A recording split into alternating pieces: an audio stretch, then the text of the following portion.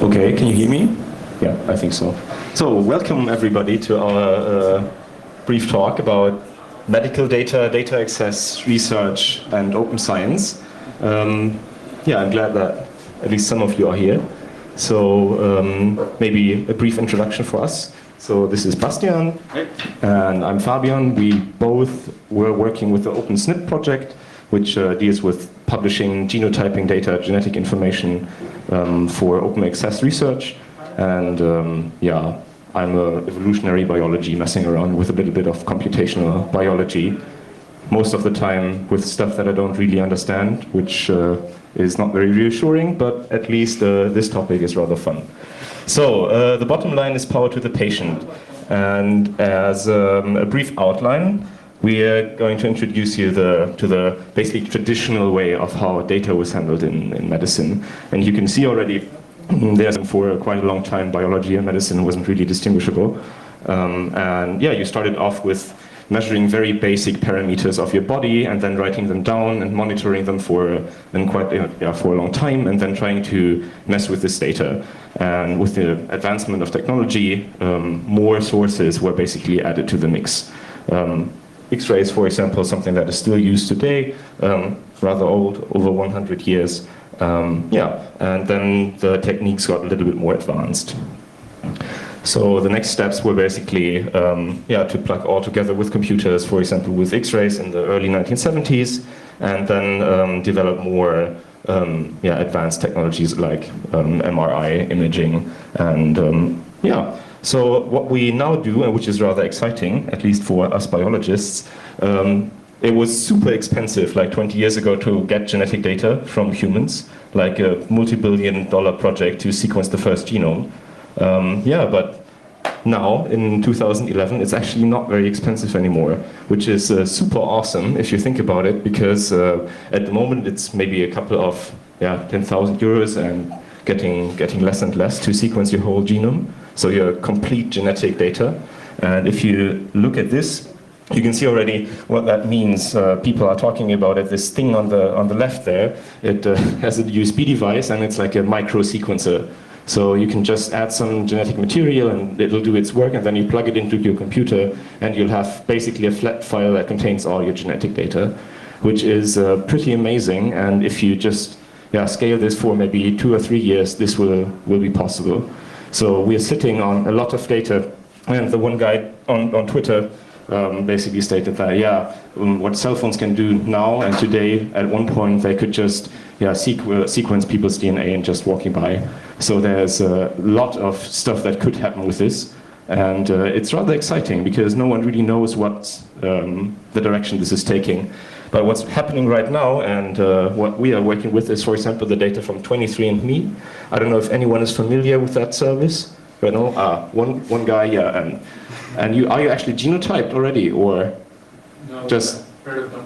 Yeah? So it's pretty cool. So Bastian, for example, genotyped himself, and all the information is available online. And Samantha, I think you did that too. So you can basically sequence 1 million positions, variable positions in your DNA, and these positions are associated with a certain disease risk, for example, or a certain phenotype. And this is possible now. It costs around $200, so it's not really expensive anymore. And this is data that is generated outside the research community. So you don't need to go to a scientific research lab and go through all these hoops, but you can just buy it on the free market. So there's a lot of data being generated right now, and the logical next step would be to make this a service not only for a small share of your genome, like 1 million positions, but, for example, sequence all the parts that are actually active and protein coding. For example, your exome, which is also now possible. And beside the genetic information, which is already exciting, what's happening is people are using this quantified self-movement. So they start tracking information about their cells, like their health information, their sleep cycles, and how many steps they take, exercises. And all this data is just sitting there. And you can easily see that once you start connecting this information, you might add some value, and some research findings are rather interesting. And now the most generic slide that I could come up with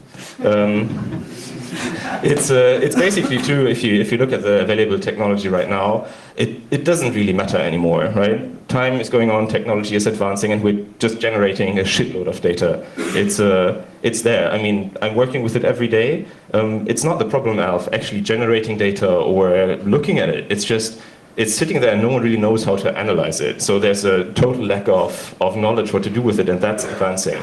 But the amount of data is really there. And this data is not organized very well, it's spread. And so the question that we're posing is actually, are we in the brave new data world? Is data the only thing that we really need to make this world a better place? Because it's there, it's sitting there, and we need to figure out what to do with it. And one of the first questions that comes up is this thing here. Whose data is this actually? So if you sequence your genetic material, is that your data? Do you own that data? Is that your specific information that you can claim? And if you look at the left, for the people that don't speak German, so Novartis is an international pharma company, and there was a brief article about them trying to access patient data from doctors for whatever purpose. And the funny story is that we actually had a talk at Novartis a couple of weeks ago because they approached us with genetic data and were rather interested. So obviously there is some interest from these companies in this data, because if it means that in this data there is some sort of knowledge and some sort of information that they can use to make money with, then they'll use it. So there's a strong interest in that case. And on the other side you can see that it's not, especially if you're talking about genetic information, I think most of you are aware of that if you sequence yourself, this is not just information that is from you, but also from your parents or from your siblings. So doing that and sharing it also means that you share information about your family. So there's actually no real model how to account for that, because if you have a bad stand with your parents, you don't talk to them, then you start on publishing something that they might not want. So this is quite interesting. And this just shows you, I think it didn't, so most of the people, at least in Germany, are not aware of that right now, but this is happening, and people can access directly customer genetic testing that provides them with results about their health records. Like, for example, their risk for obesity or their risk for specific types of cancer that are genetically associated. And there's no doctor involved. So you just order this genetic test from the company, you get it at home delivered by mail, and at some point on some online platform, they chose to show you the results. It's very nicely done. And what you end up with is a report of your specific risks. So you don't need, or supposedly don't need, any professional counseling for that. So there's a whole market developing with medical data or biological data that doesn't depend on classical doctor-patient relationships anymore, which is rather interesting. And then, one story, I think, when was it patented? From Visa? Last year. So Visa, for example, the credit company, they filed a patent last year on genetic advertising. So this is, a very obvious use case. If you have the genetic data of a person and you want to, create ads, then this is information that is highly relevant to you. Because if someone has diabetes and requires medication, and you know that, then you can just add diabetes ads, which is for them awesome and generates lots of profit. And on the other side, law enforcement, for example, could use this genetic data and actually already has access to this data right now, because all these companies are situated in a specific country, and I don't know, if the FBI knocks on your door to 23andMe and says, we need this specific profile, I'm pretty sure they will not deny that. And it's also stated, because, what should they do? It's so there is access to this data, and the question is, okay, if this access is there, what do we do? And the first thing that comes to mind, and I think that's happening, or at least established right now a little bit, is the access to this specific type of data is rather closed. There is, for example, a health record at your doctor's, and if you switch your doctor, then he might know what was going on beforehand, and you can't really access it. It's basically just sitting somewhere and not easily accessible. And what that leads to is, and I had that already this week, and it was wonderful, I went to the dentist, and because I had to get a root canal treatment, which was rather painful, And well, I was there on Thursday, which was a holiday, so I couldn't go to my normal doctor, but I had to go to some emergency thing.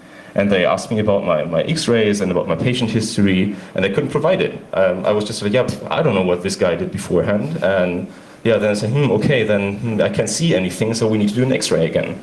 So I ended up with being x-rayed because the access to the data of the doctor beforehand wasn't given, which in that specific moment, you don't really have a choice, right? I just wanted the tooth to stop hurting, and then you just say, okay, yeah, x-ray me, I'm fine, right? But this is maybe something that needs to be improved. And also, if you just think about it, basic time-step analysis. If you want to know if your wisdom teeth needs to be pulled, you might want to know if it grows. And you can see that in your 3 X-ray pictures that you took in the last 5 years. Right? And this information is completely hidden. You can't use it for yourself, and I think that's rather sad. So it might lead to double examinations and yeah, to stuff that just costs money and is actually maybe unhealthy. So, and yeah, this is something that we think is rather bad because we are forced into, as patients, into a very passive role. You don't have any active decision-making involved about what this genetic data or your medical data, what is happening with it, right? You can try to access it. It's actually possible by law, but it might be rather bitchy because it generates some kind of bureaucratic act, and it's not that easy. Yeah? So. And on the other side, I mean, there is some sort of experience with your treatment, right? If you actually would track, for example, how a specific medication helps you or doesn't help you, it might help a doctor to decide if you want to continue that treatment. But if there is no place where you can look that up, then you're screwed, and maybe you'll get just the same treatment all over again. So, and on the other side, patient groups are a super cool way to gather information about, for example, a disease.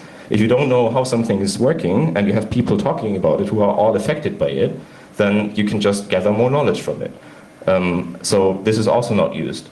So this leaves you basically in between the extremes, right? You have some sort of closed access, which doesn't make you very happy, and on the other side you have some sort of open access, which is also not good if it ends in some sort of centralized database. So what do we do? Okay, so our idea on this is what the talk title says, basically let the patient decide what to do. And there's this concept around, which we just will present as the personal health record, where you will store your lab results, which are made of blood or whatever you were tested, and your family history, your medical imaging results like the X-rays, MRIs, CT scans like this, data about your allergies, which might be interesting. So if you're allergic to some kind of antibiotics, then you might not want to get this shot from it, and yeah. So, and also genetic information can be stored on this, and similarly self-reported results. So if I start to do some quantified self and track all my eating habits, my habits on workout, stuff like this might also be some of interest for doctors for my further medication, for example. And so the big benefit of personal health records is that the patient should decide whom to share the data with. So there's a difference to the electronic health records, which you might know, and those are not used basically for patients. They are used for the communication between doctors and their insurance companies of the patients. So you don't have any control as a patient what will get done with the data. The doctors store the data on their computers and communicate with the health insurance companies. And yeah, you don't have any option to what to do with it. And yeah, at least from the doctors I've visited, most of the data isn't that super secure in any way. So this is a problem as well. So what the personal health records could offer is a permission system for the data. So for example, if I go to a new general practitioner for everyday sicknesses, I maybe don't want him to know about my STDs or my psychiatric diseases, which don't really have to benefit him. And you also could provide some APIs to connect those electronic health records, which already exist, to your own personal health record to grab the data and have it available for you too. So if the Dr. Fabian does some X-rays, he automatically gets the data in his account as well. And you could also allow patients to, add data to it, like those glucose meters. So if you have diabetes, then you might check your glucose levels every day, and you upload it, and your doctor will also see if you're on a good track or not, and what you could do to improve your health. So the benefits of sharing are: you personally retain control of who gets access to what. you can share with your doctor much better the information which might improve your medication, diagnosis and anamnesis, so you don't have to, as Fabian was asked, so what was your history on those teeth, so which you might not really know, but if your doctor can provide it easily from your database, it might be a cool way. And we are both scientists, so we like sharing data to a limited extent because it might be useful for us. Oh yeah. So it would be great if people also would be willing to share data for science. And this concept is not really new, but we still have a long way to go. So as Craig from the US stated, my dog has an online personal health record directly populated by her provider's electronic health record. The rest of the family does not. So our pets actually are already better improved or have better access to the data than we do. And on the right hand, you see one of the German companies which try to provide such a great service. You see the wonderfully designed website, which looks like 1990 about. And what you actually can see here, or should be able to read, was this was created in 2007. And since then, so it's 2012, they have about 350 visitors on their website. So personal health records are a great hit here in Germany, or maybe not that much. And yeah. Maybe there are some companies in Germany which do better, but I couldn't find any on the web, so they may be hidden. So, of course, there are also problems with personal health records, which we have to stress here. First of all, as a patient, if you have the power to decide which data your doctor might want to see, you have to decide on some basic level which data might interest my doctor. So otherwise, you will just give all the data away and you have not improved your privacy or the access to the data in any way. And then, yeah, the question is, do I really want to keep track of this data for myself and have to think about it? So right now, it might suck if you have to get another X-ray of your teeth, but you don't have to think about storing the data somewhere, and you basically don't have to worry about managing the data at all. So, and there are also practical issues, of course. So where do I want to store the data? If there's, again, one central storage database, then you are not better off than previously where the data was centralized for your health insurance company. So this might be not the best option. And on the other hand, most people maybe don't want to set up their own open software, open source personal health record on their own server because they might not be able to do so, which you also get to keep in mind. And then the biggest question is who will be liable in case of data loss, security breaches. So if I upload my data to some Google Health record, which was, they had the service, but they closed it again, so it's just like Google Wave. So yeah, but if Google gets hacked or the data gets lost and there's no backup, yeah, who's in charge for this? But there are already some similar examples which we like also to present is where similar devices are already used in the research setting, in the clinical settings, and in patient groups or for self-help. So first of all, research, as scientists, we like this the best. So OpenSNP, as Fabian told, is our project, and people can upload their 23andMe data and can publish also their phenotype traits, so which diseases do they have, which hair color, which eye color, all the stuff which might have some genetic roots. And it's completely open source. The data is completely open. It's licensed under Creative Commons 0, so basically all the data goes into the public domain. And this is the extreme case of openness, which Fabian talked about beforehand. So you might not want to do it if you're not sure you can handle the possible bad results. So it's a personal choice which you'll have to make. Then similarly, there's Genomera. This is a startup of San Francisco, and they collect, basically they do crowdsourced studies. So all the users can go together on their website and say, hey, I would like to do a study on disease X, and let's think about a study design. They collaboratively design the study, think about which genetic data they need, and then people can join those studies, which are also openly available, and hopefully you find out some cool things. And the Personal Genome Project is the idea which inspired us to do OpenSNP. This is basically only for US citizens right now, and they also collect all the health records they can get from their participants and want to sequence the complete genomes. But they have the big problem that it's still quite expensive, so it doesn't really take off right now. So they have, I think, 200, 300 data sets about this. 300. So yeah, it's also not that great already.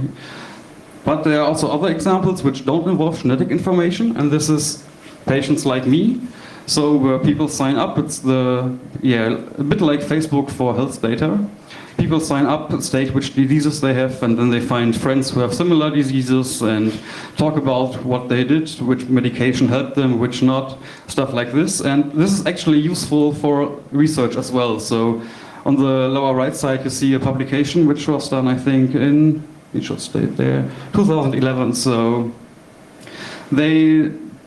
beforehand, there was a study about amyotrophic lateral sclerosis, so it's a degenerative disease which you can't stop right now, but you can try to slow it down. And some Italian researchers did a study on this with a really low sample size and found out that if you regularly take lithium carbonate, you can slow the progress of the disease. And all the users which ALS have on patients like me said, hey, let's do a study on this, and collected data. Some just went to the pharmacy and got themselves some lithium carbonate, took it, and then they compared, did it slow down my progress of the disease compared to the group who didn't take it. And they found out, actually, no, this unfortunately doesn't help.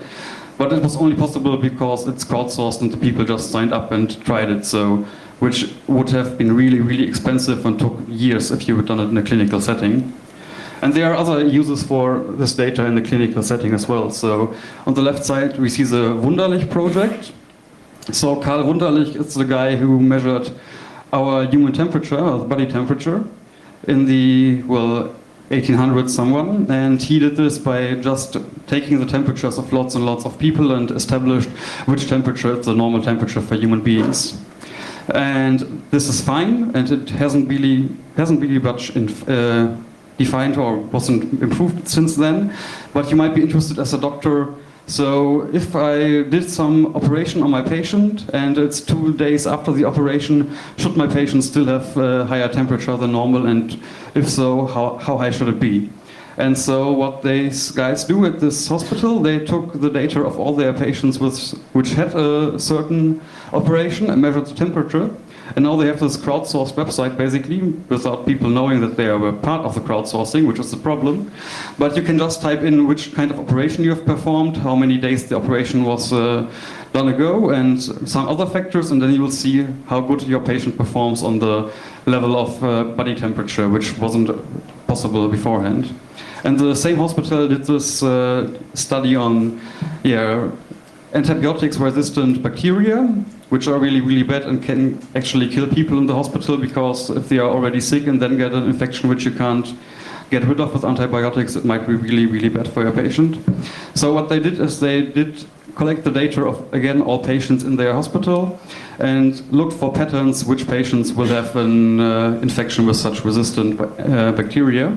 And they did a really great predictive model. So they found out which patients are most likely to get or already have an infection with those, and can them, just shove them away in quarantine already. So you don't have to worry about it that much. So isolation for you, the rest is fine, we'll get not sick, hopefully. So this is really cool. And again, this is done on the electronic health record, so the patients didn't really have any say in participating in it, which is sad.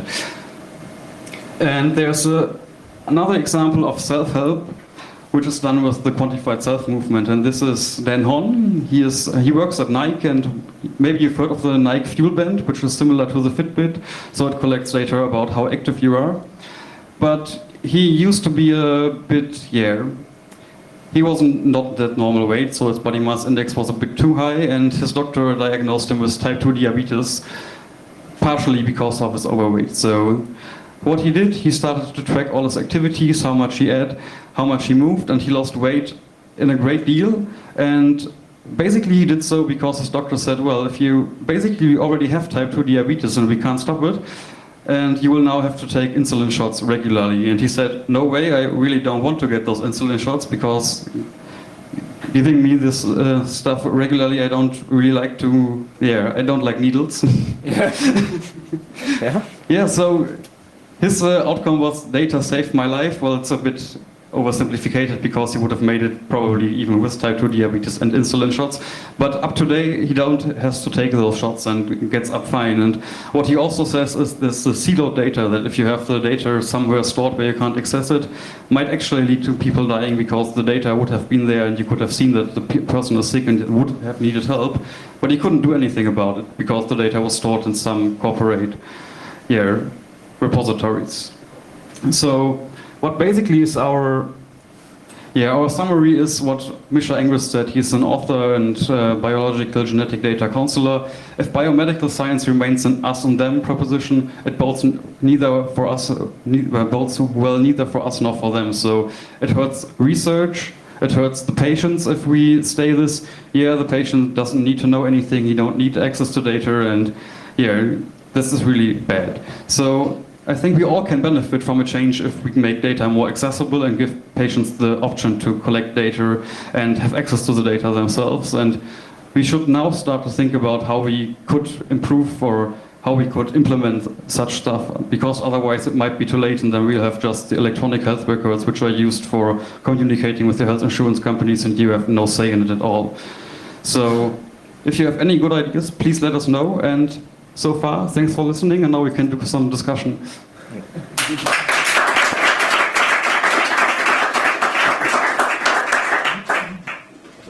Yeah.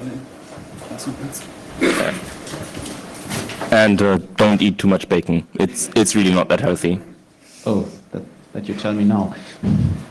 Yeah, I wanted to say that I think most of the research, especially standardization, is unfortunately done in the US. So, and maybe not unfortunately, it would be good if more German people would participate there, because I was once active in the Cantera Initiative's user-managed access group, which is about this sharing problem, how you give access.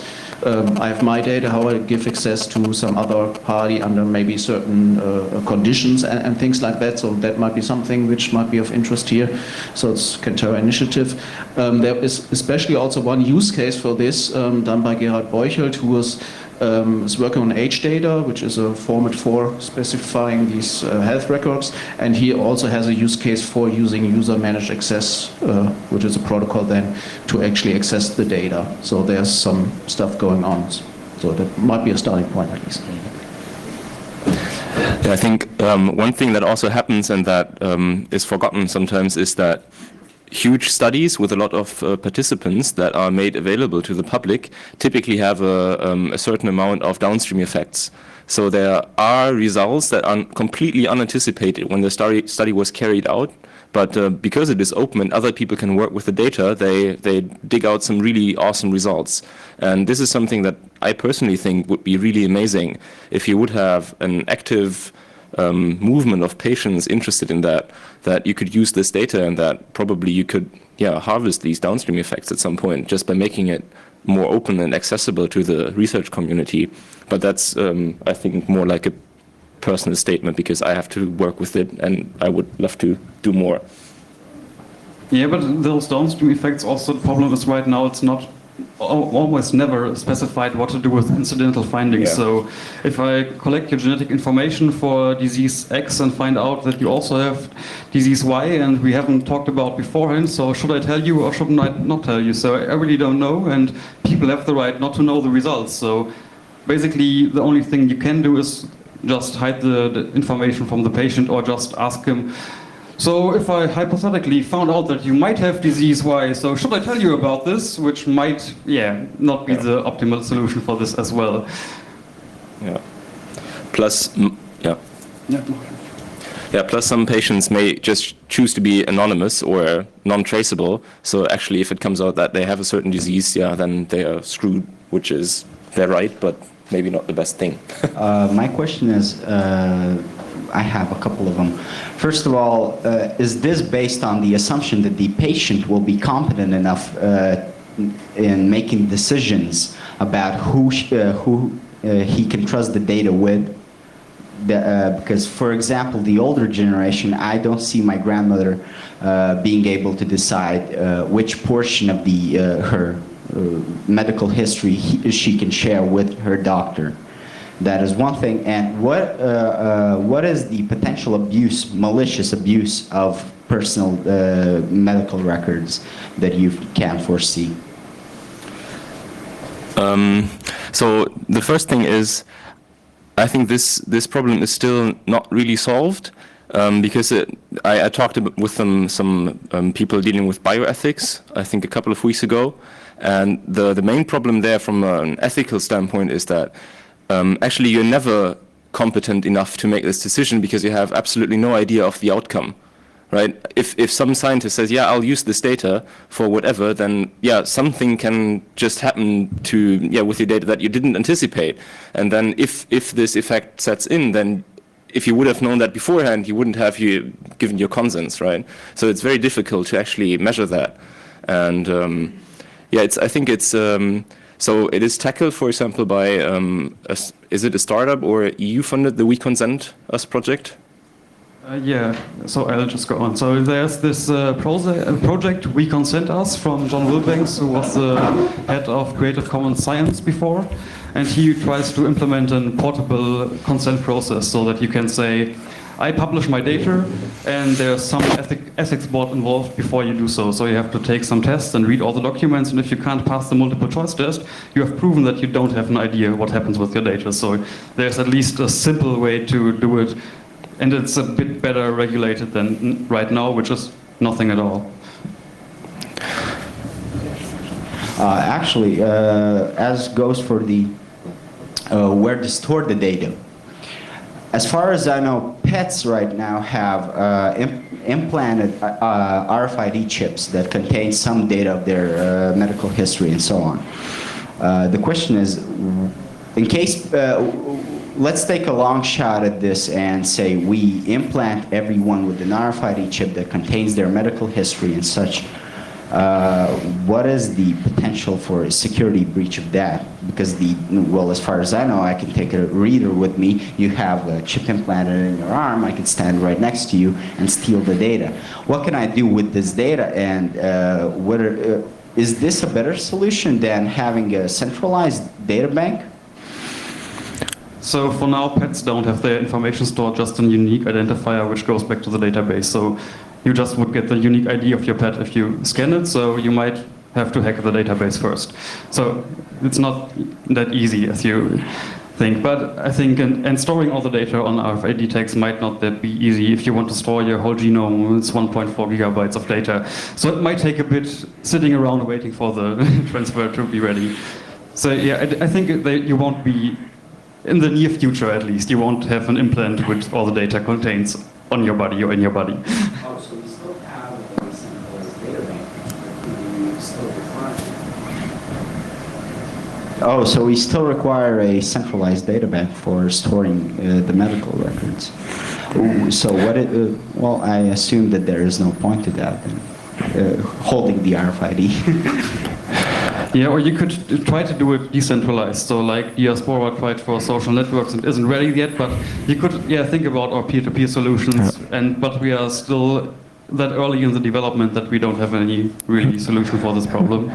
But just for the risk association with this specific data, I mean the potential risk. I mean, this RFID technology in our ID cards in Germany, for example, has been shown to be, well, abusable, or your profiles from your mobile cell phone provider could track your movement, all this stuff. I mean, there's a huge potential of money and abuse because, I mean, yeah, well, look at the Visa patent, right? They filed it for genetic advertising. Obviously, there is some sort of interest in this data. And if Novartis, an international company, tries to get access to health records from patients, they will not do that for, I don't know, developing the solution for cancer just for free, right? There is a certain interest, and it is abusable. That's for sure. I just wanted to add a remark on what was just previously said on the grandmother case for deciding who to trust with the data. Just to answer your particular answer, I think it's much more a matter of trust than on a rational decision. Right? Of course, you never know the outcome of things, but at least it's a trust process.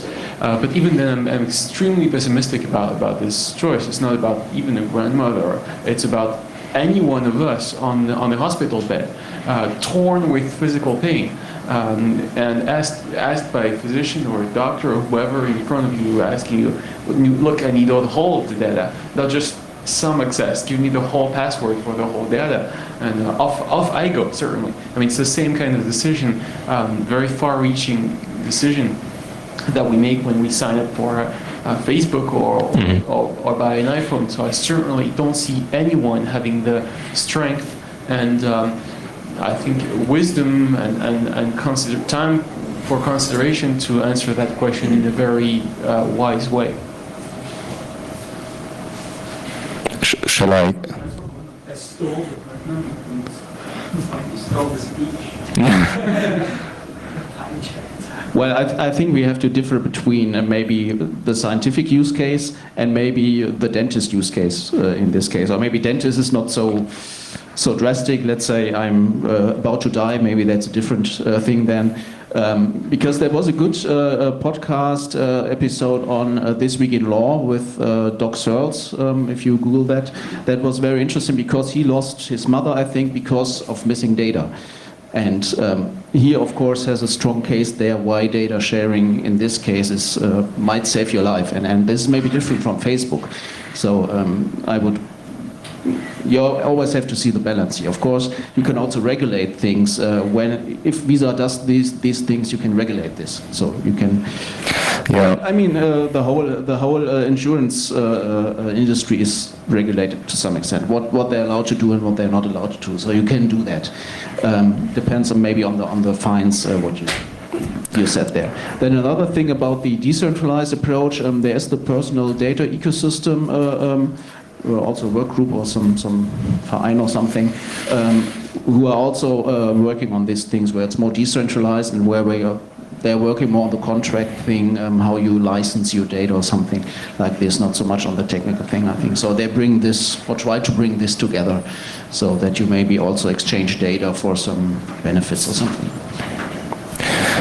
And maybe some comment also that I try to, or the point that I wanted to make in the beginning with the growing amount of data, as for example Facebook shows every day, or Google Plus or whatever, the data is available, so, or will be even more available in the very close future. So there is the option to generate just a lot of medical data from for example your genome, where we are not really sure yet what is actually in there.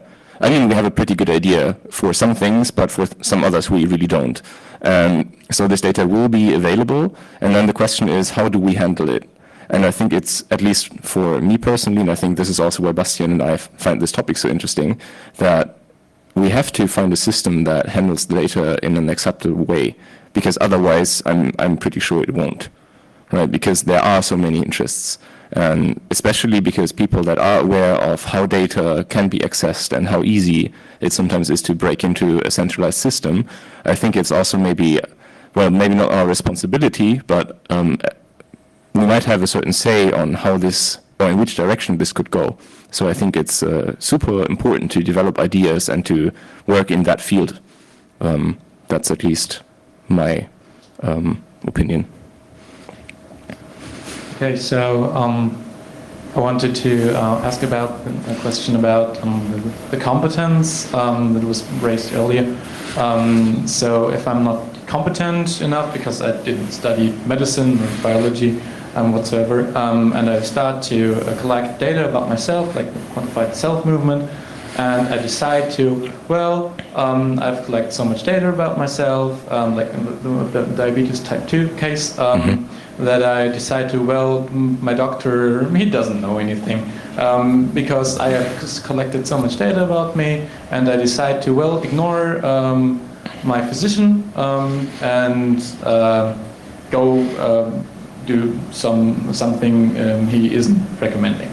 That might work, and in this case it did, but that's a very bad justification for this result. I would argue that's purely by chance, because if you're, by definition, if you don't know about anything about medical data or anything about the data you've been collecting for a quantified self, then you can't interpret the data right. Whereas a physician that did study medicine, he can tell something more about the data. How much of a problem is that? I'd like, just for the diabetes guy who did this, he went to the physician and he had the lead values on how much of his blood sugar raised and dropped again. So he just didn't do it alone, but in contact and in cooperation with the physician. So he just collected much more data than a normal patient would do, and so then got back to his physician. But yeah, the general problem about the competence will stay always. I mean, it's just like if you now have a headache and go to Wikipedia, 2 minutes later you think you have brain cancer. Yeah, so I think this problem won't go away in the near future. So I don't know how one could really solve it, because if you collect all the data and take actions on your own, you could have done so before we collected any data, and just don't visit your physician or stuff like this. So I don't know. Yeah, I don't see a solution for this problem in general. Yeah, and for example, what's happening with the 23andMe results, so for genetic testing, they specify, for example, an increased risk for cancer or obesity, which is like 700% increased risk to the rest of the population. And well, if the risk for getting this cancer in the first place is very, very low, then 700% more is actually not that much. But this specific step, like basic probabilities, is already pretty difficult. I mean, it's difficult for me for certain, and I think you are right in a way stating that people have difficulties interpreting that, and that doctors are there for a reason. But if I hand like my 23andMe file to my doctor in Münster, he'll look at me in horror and I don't know, probably has absolutely no idea what's going on. And even if I don't have any idea, yeah, we sit on that data, and obviously that's a problem. So maybe on the long run, there also need to be a mechanism or a change in how we treat this data, right? It's not only, especially with the genetic data, it's pretty obvious that a doctor who does that for 40 years has no idea about what's going on.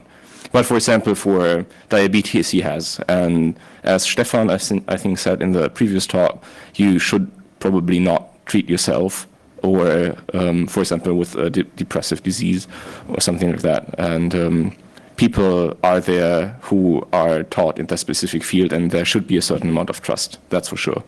But it could lead to problems.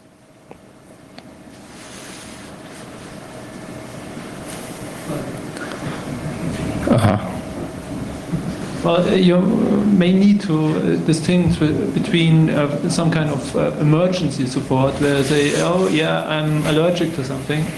That's so important. You have to have your tag, have it in your wallet or whatever else, paint it on your breast. It doesn't matter.